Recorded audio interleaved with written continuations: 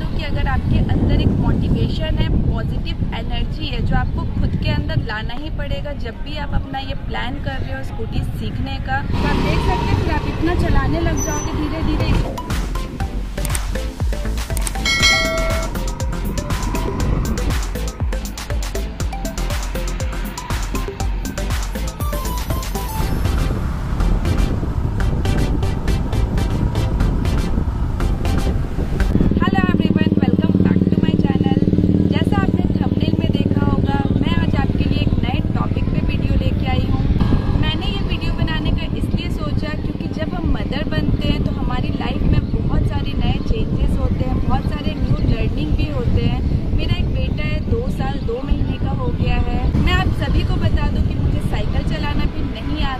लेकिन जब अब वो 2 साल 2 महीने का हो गया है तब मुझे नीड फील हुआ कि मैं मुझे अब स्कूटी सीखना चाहिए, क्योंकि अब मुझे उसे प्ले स्कूल में डालना होगा तो उसे ड्रॉप करना, लेके आना, ये सब रिस्पॉन्सिबिलिटीज़ कहीं ना कहीं हमारी ही होती है।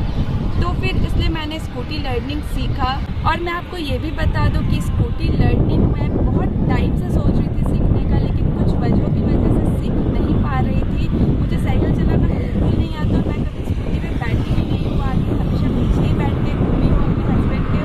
तो मेरे हस्बैंड तो हमेशा बोलते थे कि तू नहीं सीखती हो स्कूटी, मुझे अच्छा लगेगा कि मैं पीछे बैठूँ तुम्हारे, लेकिन कभी वैसा मौका मिल नहीं पाया। लेकिन अब जब नीड फील हुआ तो फिर मैंने स्कूटी सीखा मेरे हस्बैंड के हेल्प से। तो मैं ये वीडियो में आपको ये बताना चाहती हूँ कि अगर आप भी चाहते हो स्कूटी सीखना तो आप बहुत आसानी से सीख सकते हो। आपको बस एक हेल्पिंग हैंड चाहिए होता है, वो आपके घर के कोई भी मेंबर हो सकते हैं जिनकी हेल्प से आप स्कूटी चलाना सीख सकते हो। अगर कोई आपके घर में नहीं है जो आपको स्कूटी चलाना सिखा पाए तो फिर आप किसी ट्रेनिंग स्कूल की हेल्प ले सकते हैं। जैसा आपने वीडियो के स्टार्टिंग में देखा होगा, मैं बहुत अच्छे से स्कूटी चला लेती हूँ अपने हबी को पीछे बैठा के। बस थोड़ा सा मुझे प्रॉब्लम आता है टर्निंग में, वो भी धीरे धीरे प्रैक्टिस से ठीक हो जाएगा। लेकिन मैं आपको ये बता दूं कि अगर आपके अंदर एक मोटिवेशन है, पॉजिटिव एनर्जी है जो आपको खुद के अंदर लाना ही पड़ेगा जब भी आप अपना ये प्लान कर रहे हो स्कूटी सीखने का। कभी भी आपको डीमोटिवेट नहीं होना है। हर लेडीज़ को सेल्फ डिपेंडेंट होना चाहिए, न ही सिर्फ बेबीज़ हो तब। बहुत सारी वजह होती है जिस वजह से हमें स्कूटी चलाना आना ही चाहिए। घर का कोई भी काम हो तो बहुत सही होता है, छोटा छोटा काम हम खुद से कर लेते हैं। अगर आप भी स्कूटी चलाने का सोच रहे हो तो सोचिए मत, आप ऑन फील्ड आइए, स्कूटी चलाना सीखिए, लेकिन कोई हेल्पिंग हैंड ज़रूर रखिए शुरुआत में। आप शुरुआत का 2-3 दिन तो अकेले कर लेंगे, लेकिन जब आपको रोड में जाना होगा तो आपको एक हेल्पिंग हैंड चाहिए होता है, तो फिर आप किसी की हेल्प ज़रूर लीजिए। और मैं आपको बता दूं, जैसे मैंने आपको बताया मुझे साइकिल चलाना भी नहीं आता था। मैंने लगभग 10 to 15 डेज़ में अपना स्कूटी ट्रेनिंग कंप्लीट करके मैं रोड में आ गई थी। रोड में भी प्रैक्टिस करना बहुत ज़रूरी है।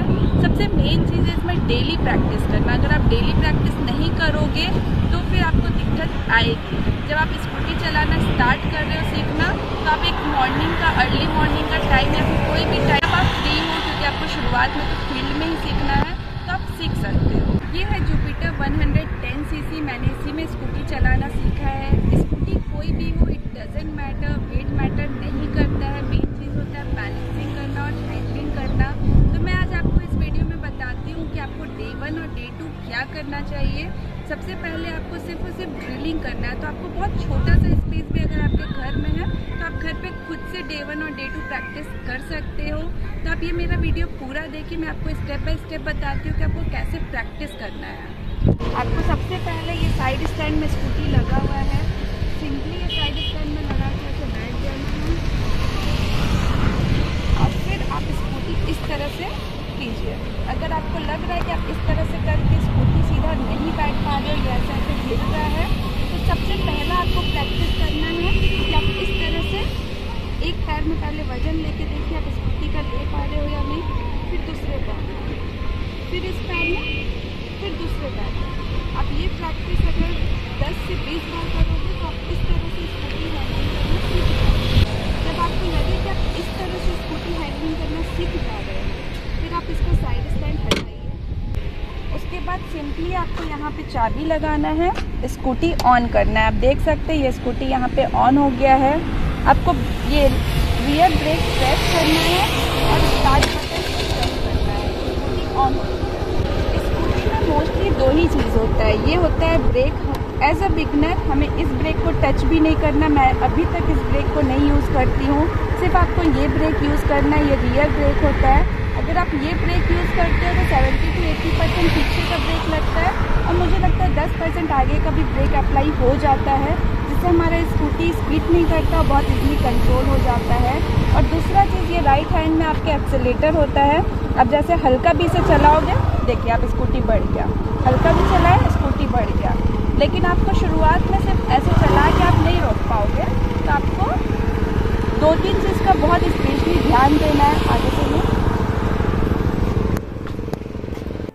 सबसे पहले आपको बिल्कुल स्ट्रेट बैठना है, हैंडल को बिल्कुल स्ट्रेट रखना है, ऐसे या ऐसे नहीं करना है। अगर आप स्ट्रेट रखोगे तो हैंडलिंग बहुत इजी होगा। दूसरा सबसे इम्पॉर्टेंट पॉइंट कि आपको सामने देखना है, कभी भी नीचे देख के स्कूटी नहीं चलाना है। अगर आप ऐसे देख के स्कूटी चलाओगे तो आप बैलेंस नहीं कर पाओगे और आपको बहुत दिक्कत आएगी। ये 2-3 पॉइंट जो मैं आपको बता रही हूँ, अगर आप स्टार्टिंग में ही सेट कर लोगे अपने माइंड में तो बहुत इजी होगा स्कूटी सीखना। सबसे पहला पॉइंट मैंने बताया कि आपको हैंडल को बिल्कुल स्ट्रेट रखना है, एकदम सामने। दूसरा पॉइंट मैंने बताया कि आपको नीचे नहीं देखना, बिल्कुल सामने देखना है। अब आप समझ लीजिए एक्सीलेटर कहाँ है, ब्रेक कहाँ है। आपको हॉर्न और इंडिकेटर का यूज़ शुरुआत में बिल्कुल नहीं करना है।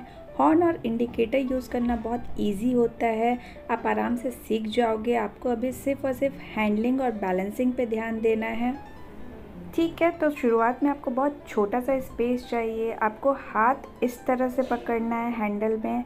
आप देख सकते हैं मेरा ये हाथ इस तरह से है। आपको ऐसे भी नहीं पकड़ना, ऐसे भी नहीं पकड़ना, आपका हाथ ऐसे रहना चाहिए, तभी आप बैलेंसिंग और एक्सीलेटर को अच्छे से कंट्रोल कर पाओ। और थर्ड इम्पॉर्टेंट चीज़ कि आपको अपने हैंड को फ्री रखना है। ऐसा नहीं कि आप ऐसे करके पकड़ लिए या ऐसे करके बैठ गए। आपको सिंपली नॉर्मली जैसे आप बैठते हो चेयर पे बैठना है और अपना हाथ रखना है। हाथ एकदम फ्री होना चाहिए, स्टीफ नहीं होना चाहिए। तो ये 3-4 पॉइंट जो मैंने आपको बताया, आप अपने दिमाग में नोट डाउन कर लीजिए। हो सके तो इस वीडियो को 2-3 बार देखिए, उसके बाद आप प्रैक्टिस स्टार्ट कीजिए। तो चलिए मैं आपको आगे बताती हूँ। ये स्कूटी अभी स्टार्ट है। अगर आप यहाँ पे 4 फिंगर चले तो 4 फिंगर या फिर 2 फिंगर, ये दोनों में से जिसमें आप कंफर्टेबल आप रख सकते हो। तो 4 फिंगर रखें तो ज़्यादा सही होता है। वैसे मैं 2 फिंगर रखती हूँ, तो अपना अपना कंफर्टेबिलिटी होता है, ठीक है। उससे कोई ज़्यादा मैटर नहीं करता। आपको अपना एक फिंगर हमेशा एक ब्रेक पे, रियर ब्रेक पे, फ्रंट ब्रेक आपको टच भी नहीं करना, और दूसरा हाथ आपको एक्सीलेटर पे, ठीक है। आपको फर्स्ट डे क्या करना है, सिर्फ एक्सीलेटर देना है, ब्रेक देना है, एक्सीलेटर देना है, ब्रेक देना है, एक कदम चलना है, तो बस, उससे ज़्यादा कुछ नहीं करना। आप देख सकते हैं शुरुआत में मैंने एक्सीलेटर लिया, कम किया, ब्रेक लिया, एक्सीलेटर लिया, कम किया, ब्रेक लिया, एक्सीलेटर लिया, कम किया, ब्रेक लिया, एक्सीलेटर लिया, कम किया, ब्रेक लिया। ये प्रैक्टिस आपको शुरुआत का 1 या 2 दिन, अगर 1 दिन में आ जाए तो बहुत अच्छा, नहीं तो 2 दिन आप इस तरह से प्रैक्टिस करोगे तो बिल्कुल आ जाएगा। और धीरे धीरे आपको अपना डिस्टेंस बढ़ाना है। पहले आप 1 से 2 कदम इस तरह से चलोगे और धीरे धीरे इस तरह से करना है कि आप 4-5 कदम और 10 कदम इस तरह से एक्सीलेटर और ब्रेक का प्रैक्टिस करते करते चल पाओ। आप देख सकते हैं मेरा स्कूटी हिल नहीं रहा है, अनबैलेंस नहीं हो रहा है, क्योंकि मुझे बैलेंसिंग करना आता है। लेकिन आप जब स्टार्टिंग में प्रैक्टिस करोगे तो आपका स्कूटी थोड़ा अनबैलेंस होगा, इसलिए आपको ये पैर वाला प्रैक्टिस ज़रूर कर लेना है जो मैंने शुरुआत में बताया था। दोनों पैर में आपको स्कूटी का वज़न लेने आना चाहिए, तभी आप ये ड्रिलिंग स्टार्ट कीजिएगा। अदरवाइज़ आपको थोड़ा बैलेंस करने में, ड्रिलिंग करने में दिक्कत आएगी। तो आप वो प्रैक्टिस ज़रूर कीजिए, तभी ये ड्रिलिंग स्टार्ट कीजिएगा एक्सीलेटर और ब्रेक वाला। बस आप देख सकते हैं एक्सीलेटर लिया, कम किया, ब्रेक लिया, एक्सीलेटर लिया, कम किया, ब्रेक लिया, एक्सीलेटर लिया, कम किया, ब्रेक लिया। देख सकते हैं फिर आप इतना चलाने लग जाओगे, धीरे धीरे इतना कदम बढ़ाने लग जाओगे 2 दिन में। तो मैं आपके लिए आगे